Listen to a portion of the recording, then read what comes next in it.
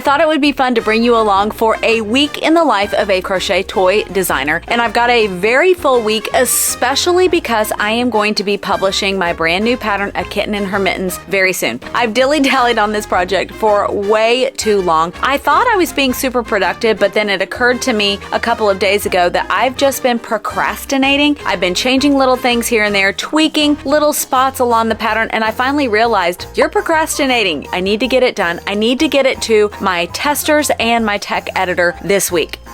But I wanted to show you also my very favorite t-shirt. It says, I like to party, and by party, I mean stay at home and crochet.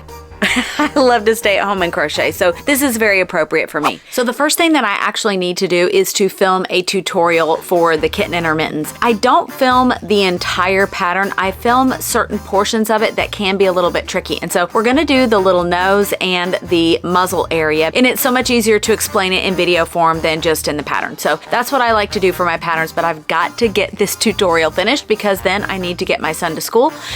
And it's gonna be a busy day. I actually really love filming tutorials because it's such a better way to explain something in a pattern. At least for me it is. I find it so much more difficult to write it out in a pattern form and just showing it on a video, and I feel like that I can communicate much better and show the technique the exact way that I want to, and I hope that it comes across that way in the tutorials. So now I need to go take my son to community college. He's not able to drive because he has epilepsy, but it's always just a wonderful time for him and I to just spend a little bit of one-on-one time together. So we're gonna go ahead and I'm gonna go home the pretty way. And my family always kind of gets annoyed with me for wanting to take the pretty drives when I go places, but it always makes me feel happier. And right now it is absolutely gorgeous. It's October and North Carolina is stunning in October. And I'll show you one of my favorite streets in my town of Concord, North Carolina. And there's some Halloween decorations out and it's just beautiful.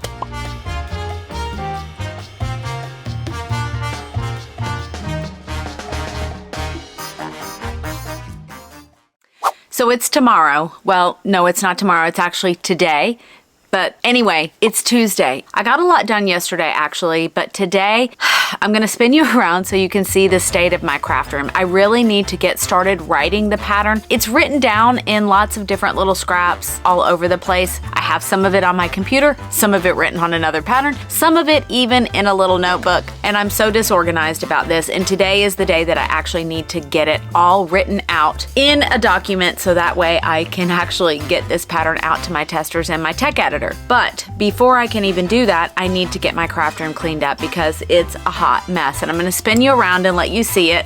It's pretty bad. You may know that this is also my basement laundry room, and I use that as an excuse, but really it's my own fault. I'm perpetually a mess maker. I love things to be neat and clean, but I can't seem to keep them that way. I have this rotating kind of pattern where I get everything cleaned up and it looks all nice and I'm all happy, and then it inspires me to be super creative, and then I make a huge mess again. So that's where I'm at. I need to get this cleaned up. Then I can really start working on getting the pattern written out and all of that organized.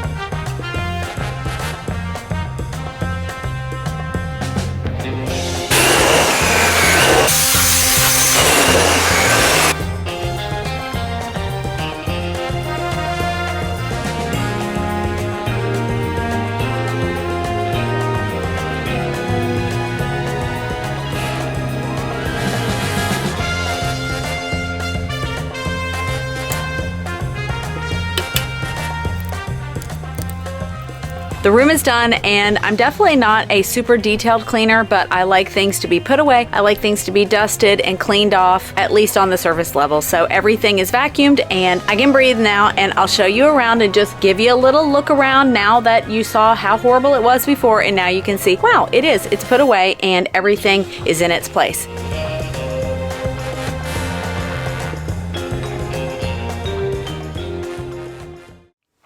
So if you've ever seen my videos before and you got the impression that this was a very well-oiled machine and I was super organized, I hope that this has given you a better look into my total squirrel brain that I have. Right now, what I need to do is to film a YouTube short, which are the short form videos, because I forgot to do it today. So I've been doing YouTube shorts for the last month, 6 weeks or so, and they're really fun and I enjoy making them. And I try to do them on Tuesdays. And I just realized, I just remembered just now at 2:19 when I was getting ready to start writing the pattern that guess what? I had not filmed that YouTube short yet. So now I need to stop. I need to get that done. And I hope that this doesn't discourage you from following along on my adventures because this is just real life. This is how I operate. My husband's right in his office right now and he could probably tell you that this is just the way I operate. Is that right? Yeah, that's right. Exactly. First thing I need to do is go ahead and write out a little script. That way I know exactly what I'm going to be talking about. The good thing is I actually have a content calendar and I know what I'm going to be talking about, but what I haven't done is fleshed it all out to figure out how I'm going to talk about it. And for YouTube shorts, they can only be at max 60 seconds long. So it's kind of tough for me who likes to be a little bit long-winded to cut everything back, but it's a good exercise and I'm gonna go ahead and get this started.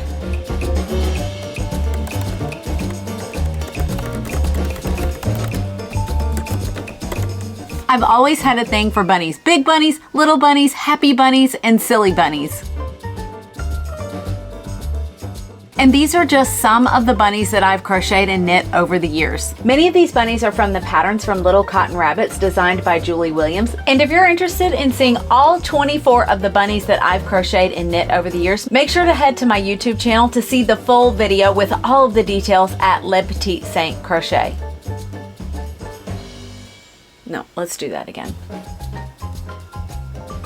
I knocked that out pretty quickly and you'll notice that I take my glasses on and off, and one of the reasons is because I really can't see very well without my glasses, but number two, the reason that I don't wear them a lot in my videos, especially if I'm filming down here in my craft room, is the glare from my lighting. Because this is in my basement and I have no natural light in this room, I have 4 big lights in here so that we can actually see and I'm not just sitting in a dark, cramped little room. But it does glare into my glasses, so I usually like to take them off so that it's not distracting. But now I need to go ahead and get this little YouTube short edited and uploaded to YouTube right now.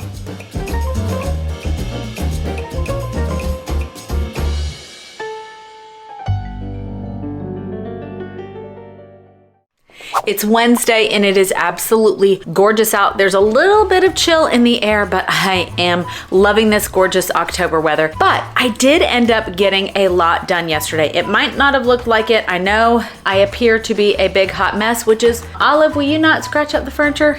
Which is actually the truth. I am a big hot mess and that's how I get things done. But last night, instead of crocheting and knitting time, which I really missed, I actually worked on writing out the pattern. I think I need to clarify. The pattern is written. I just needed to gather all of the different areas that the pattern is written on and get it into one document. So I was working on that last night. I didn't finish it, but I made a tremendous amount of effort. Today, let me show you. I've got to finish this little guy. All the pieces are done. I just actually need to sew on his ears, his tail, his arms, finish weaving in the ends for, it's a girl. Why do I call him a him? It's a girl. You're a girl. Right now it looks a little bit like a boy, but it's gonna definitely be a girl. And I've got to get her clothes, all of the ends woven in. Once I'm done with that, I actually need to take some photos because it'll be nice to have some photos in the pattern. Oh, and in an hour, I need to go pick up my son from school.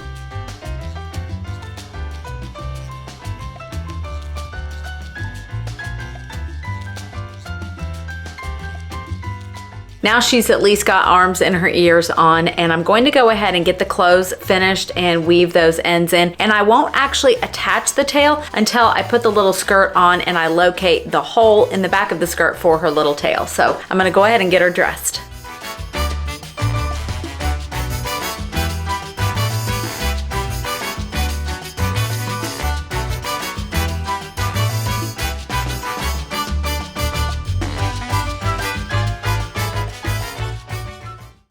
Good morning. I'm actually headed out to a doctor appointment, which I'm going to tell you a little bit more about, but I've got to go ahead and leave right now. I don't know how much I'm going to be able to work on the pattern today, and I'll share more about that as I'm going. Bye, Miss Olive. Bye, sweet baby.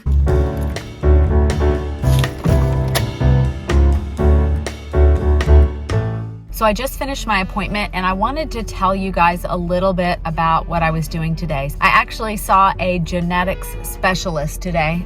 Somebody's honking, not at me. The reason why I did this, actually it was because my GI doc told me that I needed to do it. And just a little background, 2 years ago, I had a colonoscopy and it showed that I had 8 small to medium to large size colon polyps. And then I had another colonoscopy just a month ago and it showed 6 more. So I guess if you have more than 10 colon polyps, you need to have genetic testing done to see if you have a gene mutation for colon cancer. So I just saw the genetics counselor and she was very helpful and actually went ahead and had the testing done today. So I should have the results back in 3 to 4 weeks. But I just want to encourage each one of you to get your colonoscopies. I wasn't having any severe issues. There's a lot of cars honking in here right now. So I had a change in my bowel habits, my GI tract stuff, and I'm very thankful that they recommended that I go ahead and have a colonoscopy, because all of my doctors have said if I had waited until the recommended age, which as of recently was 50 years old, and I was 46 at the time of the colonoscopy 2 years ago, I would have full-blown colon cancer right now. So if you've had a change, if you've had something that just doesn't seem right, go ahead and get the colonoscopy, get it done. Yes, the prep is not fun, but the colonoscopy itself is no big deal, and I'm very thankful that I went ahead and did both of these. So now my next colonoscopy is in 2 years. They're looking for a lot of different cancer genes, and I'm hoping that it's all negative, but the information, that saying that information is power, is really true. I want the information so that I know what to do for my future and for my kids too. Now I get to go home and work on that pattern.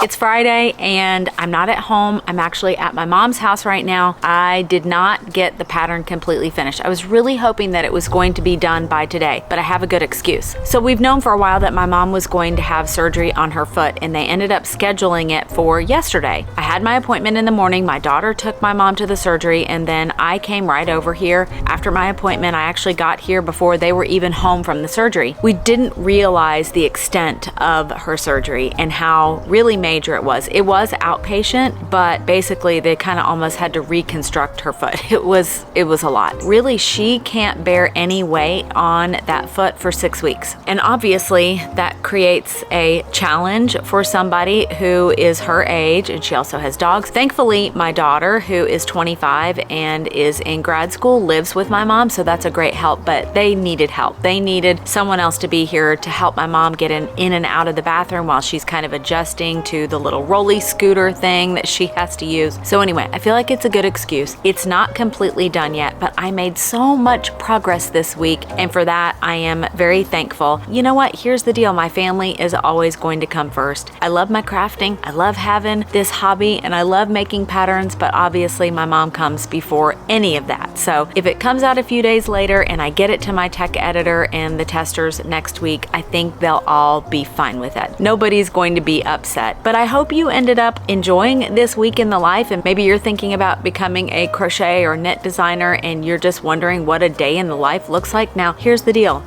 This really was a very accurate representation of what my normal weeks are like.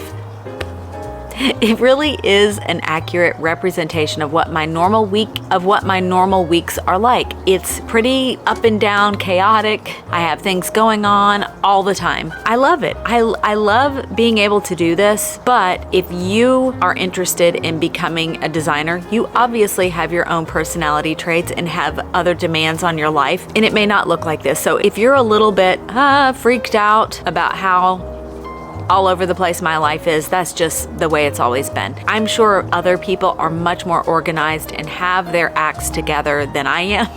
And I wish I was that way, but I think I'm just coming to understand myself a little bit more and understand that this is just the way it is. We have a big family and they need me, and I like being needed by my family, so that's just the way it's always going to be. I'm rambling. I just thank you so much for all of your support, for watching the videos, for commenting and telling me what you're doing. I love hearing about the projects that you're working on. I love knowing where you live in the world. That is so amazing. And eventually this pattern is going to be out, and I will make an announcement when that happens. But I hope you all stay safe out there, and happy stitching.